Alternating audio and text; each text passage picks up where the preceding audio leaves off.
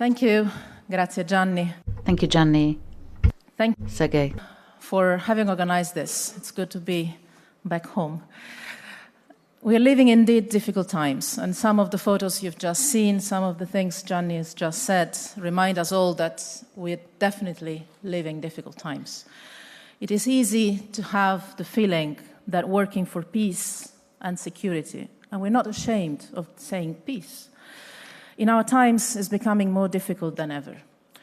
The point is that we don't get to choose the kind of times we live in. You don't choose the time you live in, you don't choose your parents, you don't choose your neighbors. All the rest of life, somehow you can, or at least you can determine.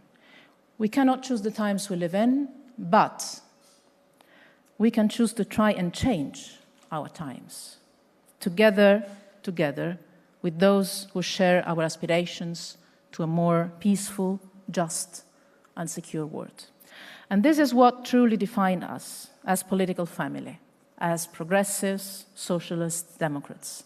The desire for change, the belief that our actions together can change things. The belief that tomorrow can be better than today if we work on that.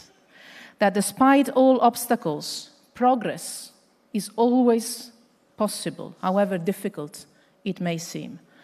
That it is always seeming impossible until it's done, as Nelson Mandela used to say. But if we want to be the drivers of change, we need to have the courage of our own ideas. In global affairs, we need the courage to say that, yes, there is an alternative to the foreign policy of isolation, fear, protectionism, threats, and confrontation.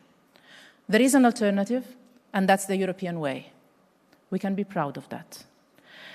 There is an alternative made of cooperation and partnership, of international law, respect of international standards, multilateralism, and the constant search for win-win solutions. For us, the Democrats, the Socialists, and the Progressives, this alternative is based on our ideals. It is part of who we are. I wonder how many in this room, for sure myself, but I'm sure many of you, have started to be engaged in politics because of some international campaign, because of some tensions or injustice we've seen in the world and we wanted to change. This is part of who we are. I know this might sound a bit idealistic, maybe, yes, but let me say that there is nothing wrong in being idealistic, particularly in these times of cynical realpolitik.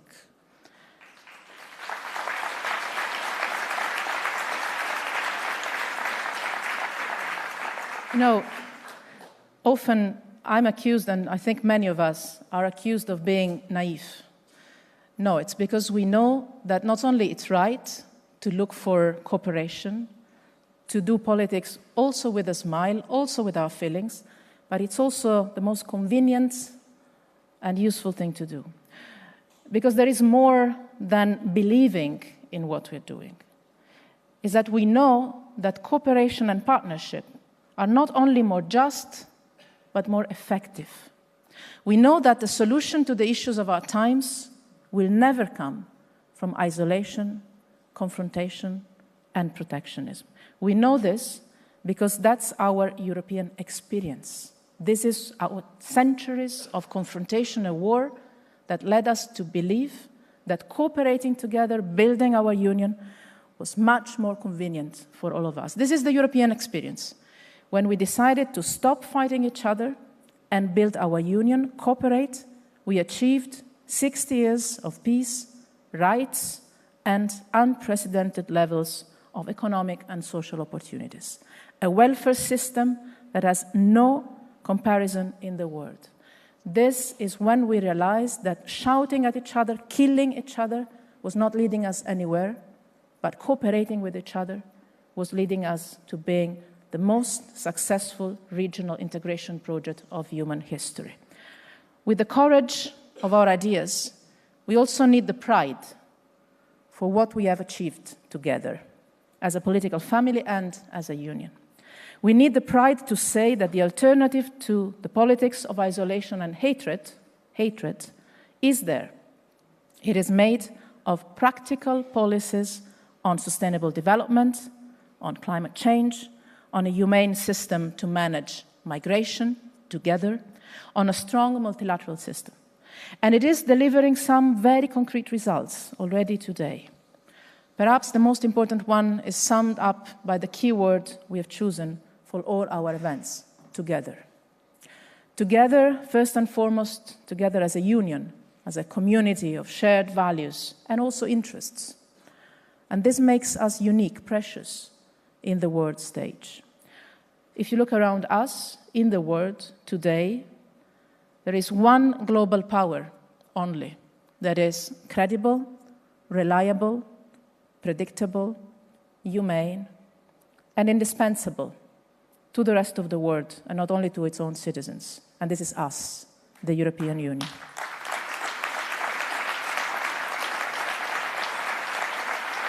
And also on the global stage, the word together truly sums up our action. It's the European way, to do things together with others. In a moment when the United Nations are under attack, we Europeans are the strongest, most reliable supporter of an effective multilateralism, because we know this is in our own interest that coincides with the interests of others. We are the strongest partner of our friend, Antonio Guterres, that is doing a wonderful job, and of his work to reform the UN system and make it deliver at full on the challenges of our times. Because we know that we cannot be better off if the rest of the world is going wrong. We know that it is also in our interest to invest in peace, security, economic and social development, protection of the environment everywhere in the world. We are all connected. Because we know how crucial the United Nations system and its agencies are. Sorry, I go to very practical things, but policy is also, and politics is also about very practical things to do.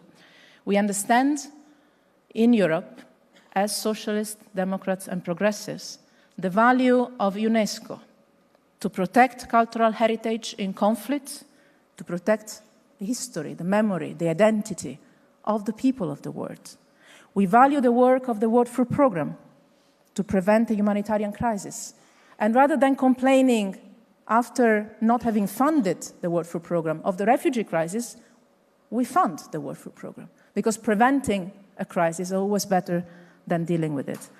And we are the strongest support of the UNHCR, the UN Refugee Agency, as they work to save millions of displaced people, men, women, and children who flee from war, exactly as us, Europeans, have done during the so many European wars in the last centuries.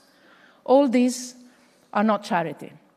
This is key contributions to our common European security. We are the ones who believe in win-win solutions and in the importance of sticking to the agreements that we have reached together. Starting with the Iran deal, a deal that we negotiated for months and years, 12 years. It all started with Javier Solana, one of my great predecessors and members of our family, and that managed to put in place an effective monitoring system to make sure that Iran's nuclear program could only have peaceful purposes.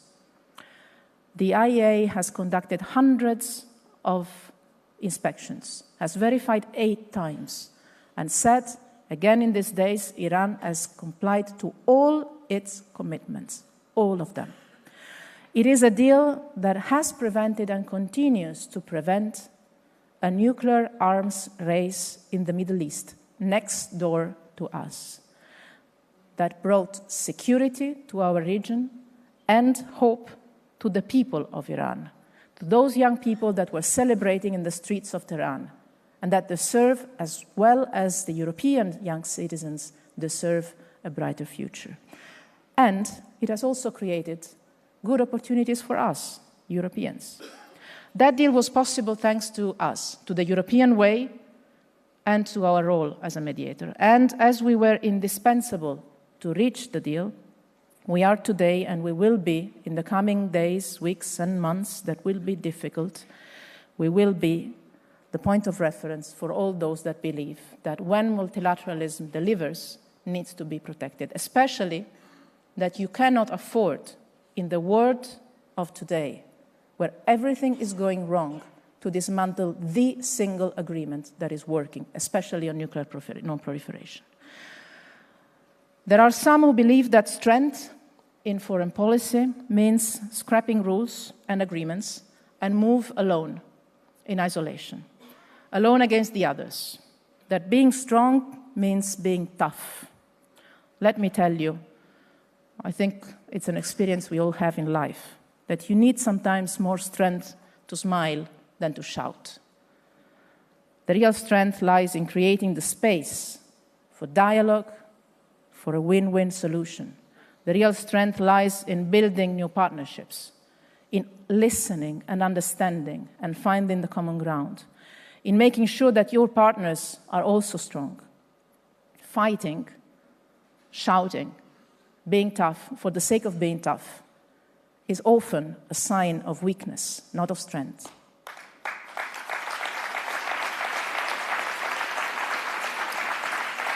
It's when you're strong and self-confident that you can afford to make peace and build partnerships, cooperation, and not confrontation. This is also the meaning of Together. This is the guiding light of our work with Africa. Gianni is perfectly right. We turned the page. A few weeks ago, we were together in the European Parliament for the Africa Week you organized in the Parliament, and the hashtag for that event was With Africa. It's not just a good hashtag or a good slogan. I think it explains perfectly well the historic change that our relationship with Africa needs and we are putting in place as European Union, but also as a family. From the logic of aid to the logic of partnership. It's a Copernican revolution, and it's what Africa needs and it's what we need. We don't work for Africa, we work with Africa, knowing that there are some things they know better than we do, and we need to do things together. And we, the Democrats, the Socialists, and the Progressives, we must lead this change of attitude, this change in mentality in the way in which we relate to the rest of the world. These are not just good intentions. We are making this change happen with our daily work. This is the logic behind the external investment plan Gianni was referring to, that now has become reality, also thanks to our joined up work in the Commission, in the Council, and in the Parliament. This was our initiative, came to reality, bringing private investments in the fragile states of Africa to match sustainable development and the objective of creating sustainability in the fragile areas of the continent. Again, this is a win-win. It's a win-win for the European private sector, for the European citizens, and for the African citizens, especially the youth. Together is how we're dealing with migration. This is not a war between North and South, between Europe and Africa. Actually, I often remind all of us that there are more people moving within Africa than from Africa to Europe. It's a global phenomenon that we need to manage together. Only together we can make it sustainable. It's not a phenomenon to stop.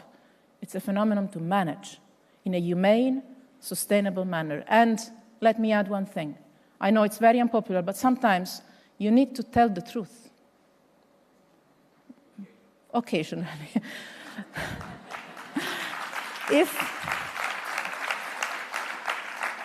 If all migrants were to disappear from the European Union, entire sectors of our economy would collapse tomorrow morning.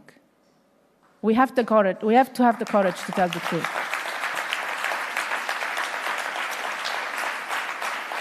This doesn't mean open borders.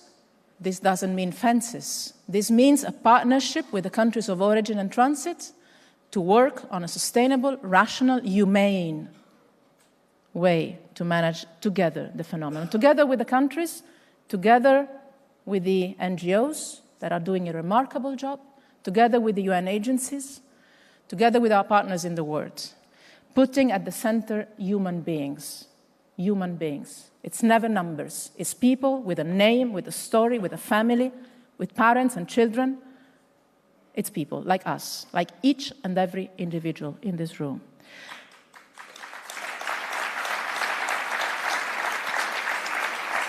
And together with Africa and with our African partners, we're also working at creating jobs on the ground, opportunities for a continent that is extremely young and hopeful. But we also have to take care of the security of the continent, avoid that the Sahel explodes, the Horn of Africa, the Lake Chad region. This is our immediate neighborhood. And here, also on security, our engagement as a political family is truly essential. We have to deal with security and make sure that security forces, for instance, in our partner countries, are professional, well-trained, and respect the human rights on each and every human being. The work we're doing on security and defense inside Europe and with our partners is something sometimes controversial in our political family. I know that well. It's in my job description, but I'm still belonging to this family. And I can tell you, it is something that as Europeans, as socialists, democrats, and progressives, is a work we can be proud of. Our work for a European Union of security and defense has nothing to do with militarizing our continent. On the contrary, it's a way of getting strategic autonomy from others. It's a way of putting in place the European way to peace and security. First of all, it's about spending better our resources.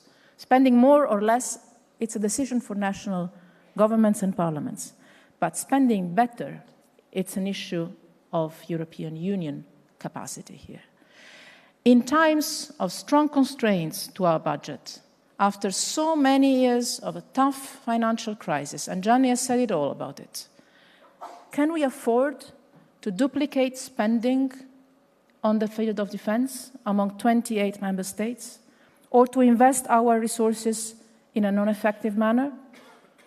Our work over the past year has constantly aimed at creating something the European Union seems perfect for, economies of scale. Because together, we can do and invest better than alone. So using our budget more effectively, avoiding any kind of duplication or waste. A European Union of security and defense has nothing to do with militarization, also for another reason, even more important to me. Hard power, the strength of military force. We're not naive. We know sometimes it's helpful, sometimes it's needed. Sometimes it's needed to protect people on the ground. But for us Europeans, it is never, never, never the solution alone. Never. It always goes with diplomacy, the patience on mediation, conflict prevention, the work on reconciliation and reconstruction. Our military staff, because we do have military personnel of the European Union serving in our missions and operations around the world, work side by side with the police officers, the lawyers, the doctors, the aid workers, the human rights experts, the UN agencies, the civil society organizations, the engineers, the school teacher. And in most cases, all these people couldn't do their job in difficult security situations without our European Union military personnel. So whenever I visit one of our operations or missions, being it in Mali or elsewhere in Africa or in the region, or in the Mediterranean Sea, where we've saved tens of thousands of people, I'm proud of the work that our militaries are doing under EU flag.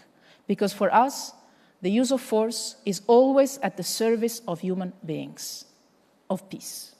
This is why we need a European Union of security and defense. And this is why we, as a political family, I believe, must be engaged in this process all along the way. We must be proud of our work to make our citizens more secure. Do not leave this issue to the right, because there is a way and another way of guaranteeing security. And it's not ignoring the issue that we will be with clean hands. But I do not want to see a right-wing approach to security only. I want us to engage on how we create real, sustainable security, if I can use this word. A security that includes rule of law, human rights, everywhere in the world. Sustainable security. And we make sure that our ideas and our ideals shape the European work ahead of us. I've been long. I close it here. I say that really the years ahead are going to be important. We need to bring our ideas and our ideals into the way in which we shape the future of the European Union. Because we don't get to choose the kind of times we live in, inside the Union and outside of it, in the world, but we can choose to shape our times together. Thank you.